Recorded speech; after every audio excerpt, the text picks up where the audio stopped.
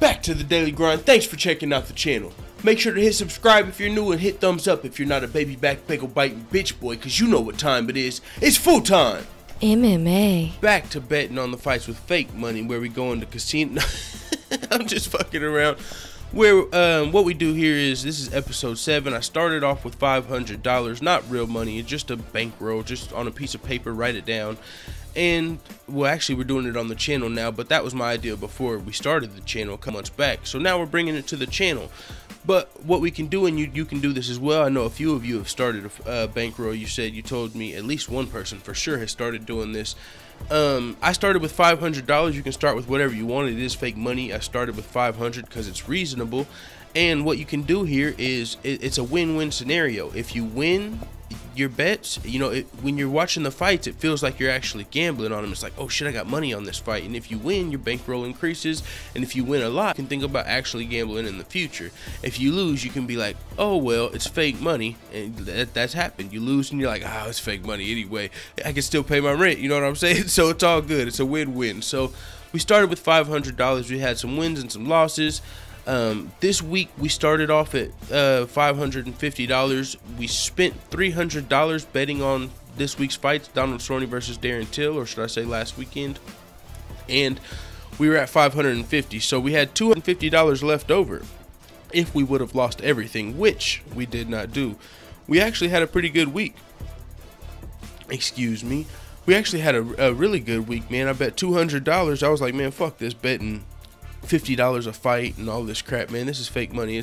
We gotta fucking get in where we fit in. And I really liked what I seen in Darren Till. I had watched all of his fights on Fight Pass. I like binge watched him after he got booked to fight Donald Cerrone, and man, I seen what I think everybody saw this weekend. Darren Till might be the future, as Dana White said. So Darren Till came out, put himself on the map, first round knockout over Donald Cerrone.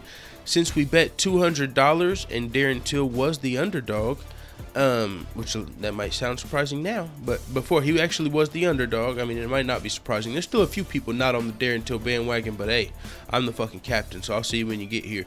Darren Till was a plus 130, and there's a plus 130 underdog, and it's really easy to do these. If you want to do this, you can Google a fight odds calculator, and what you do is you just like plug in plus 130, and you put in $200, and it'll tell you your payout. Or if you lost, you just lose your $200 that you bet.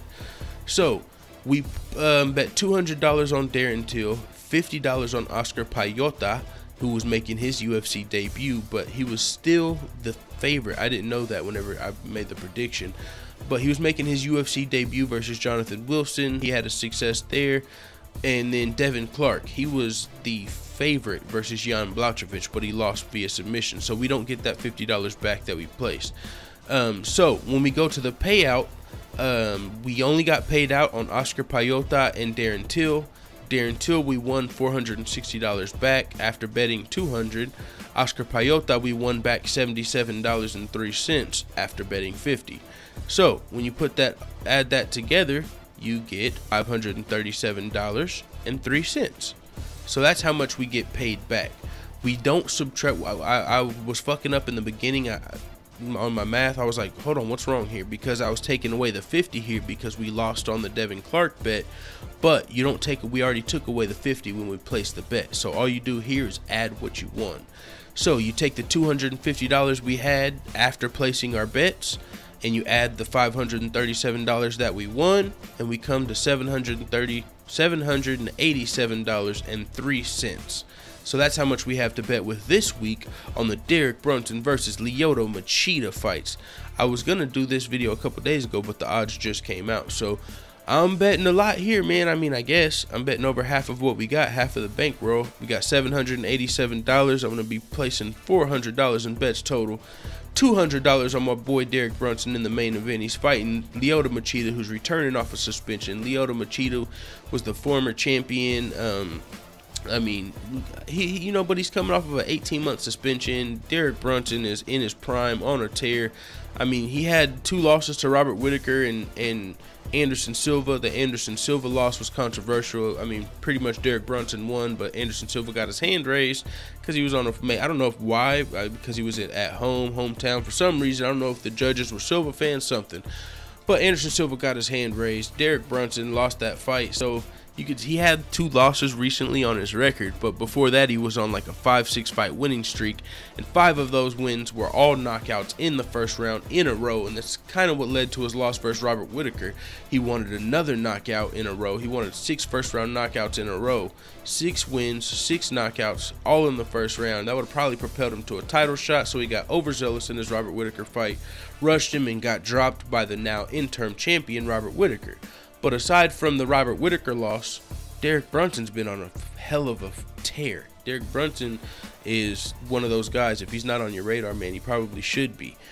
So I'm going to put $200 on Derek Brunson because he's only a -170 favorite, which, I mean, I don't know how surprised I am at that. I kind of figured he'd be like 2-1 or more, you know what I'm saying? So I'm just going to put 200 there. I don't know, we'll probably win back 100 and something. But I think it's pretty safe. Colby Covington, I'm only putting $50 there. He hasn't really fought anybody in the top 5 yet, but at the same time, he's a very dominant grappler. He's fighting Damian Maia, who is coming off of a loss to Tyron Woodley and then a split decision win over Jorge Masvidal, who Colby Covington trains with.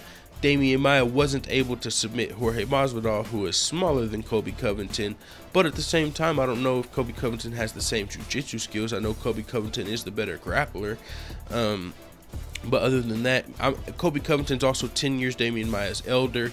Damian Maia, even if he wins this fight, he'll probably have to win another one before he fights for the title, or another one after that, because he just fought Tyron Woodley and it was lackluster. So I don't know. I mean, this is in Brazil, so I mean, and it sucks here because I noticed a lot of, I got only John Lineker and Thiago Santos winning at home, and anyways, we'll talk about that in a little bit. So I'm picking Colby Covington, $50. All right, Rob Font, man, I'm very impressed with Rob Font. He's fighting Pedro Munoz. Both of these guys are 14-2, number 12th and number 13 ranked guys in their division. Rob Font, I think these guys are bantamweights. Rob Font, though, in all of his fights has been outstriking all of his opponents and kind of dominating the fight. As to where Pedro Munoz, even though they're both 14-2, I don't think that's the case with him. And Pedro Munoz has 2 losses in the UFC to Rob Font's 1, even though the guys that they've all lost to are all beasts. Pedro Munoz's 2 losses, if I'm not mistaken, are to Jimmy Rivera and Rafael Assunção. Rob Font's only loss in the UFC was to John Lineker. So they both lost to killers, but I'm picking Rob Font, who's in the fights that he's won. I think he's looked better in. So I'm gonna put $100 there because I'm pretty high on Rob Font for this fight. So Francisco Trinaldo versus Jim Miller, man. Jim Miller, I'm picking him to win, and he's the underdog, which is every reason for me to bet on this fight. But when I went back and I looked, I was like, damn, Francisco Trinaldo, when I did the predictions, everything, you know, Jim Miller's more experienced and he's younger, so conventional wisdom points to Jim Miller. But Francisco Trinaldo has been on a tear lately, and he's at home. So I was like, damn, maybe I should have picked Francisco. Even though Francisco's 39 years old, there are 3 39-year-olds on this card: Damian Maia, Lyoto Machida, and Francisco Trinaldo. Francisco Trinaldo, in his last 8 fights, is 7-1. And when I look at his last 8 fights, he's been really outstriking all of his opponents and fucking guys up. Jim Miller has kind of been getting outstruck. Francisco Trinaldo did lose to Kevin Lee. He got taken down and submitted. Kevin Lee is, everyone knows now, you know who Kevin Lee is. That was Francisco's only loss in his last 8 fights. So, I mean, Francisco Trinaldo's been on more of a tear, and he's at home. So, I'm just kind of, I almost wanted to go back and change my prediction, but I'm just going to leave my prediction with Jim Miller and not bet anything on this fight because I'm not too confident on it. I'm going to bet $50 on Thiago Santos because he's an underdog. I have him winning, even though the odds makers have Hermanson winning. I've got Santos, so I'm going to go ahead and bet 50 on him. I don't know what the odds makers saw that I didn't see. I mean, I did some research, but I'm sure their shit's way deeper than mine. So I'm just going to put $50 on the underdog that I got winning. Thiago Santos is also at home, so he's the underdog, he's at home, and I had him pick the win. So $50 there. With that being said, we bet $400 on bets placed, so we had $787. Take that away, we got $387 no matter what. if we lose all of these fake money fights, we still got $387 to use for UFC 217, and I don't think I'm gonna lose all of these. I'll probably win some, and if we do, I'm planning on going crazy for UFC 217, one of the biggest fucking most stacked cards. I might do the whole main card for the pay-per-view and the prelims on that one, because it's such a big card. So it is what it is, man. This is episode 7. It's gonna be a fucking fun weekend of fights. It's Friday, Sao Paulo, I believe. These are on free TV. Last week was on Fight Pass. The week after is on pay-per-view. But everybody can watch these. It's free. Derek Brunson versus Lyoto Machida this Saturday, I believe. I'm pretty sure it's in the evening. Damian Maia versus Kobe Covington's the co-main event. It is what it is, man. Let the full-time family know what the fuck you talking about in the comments.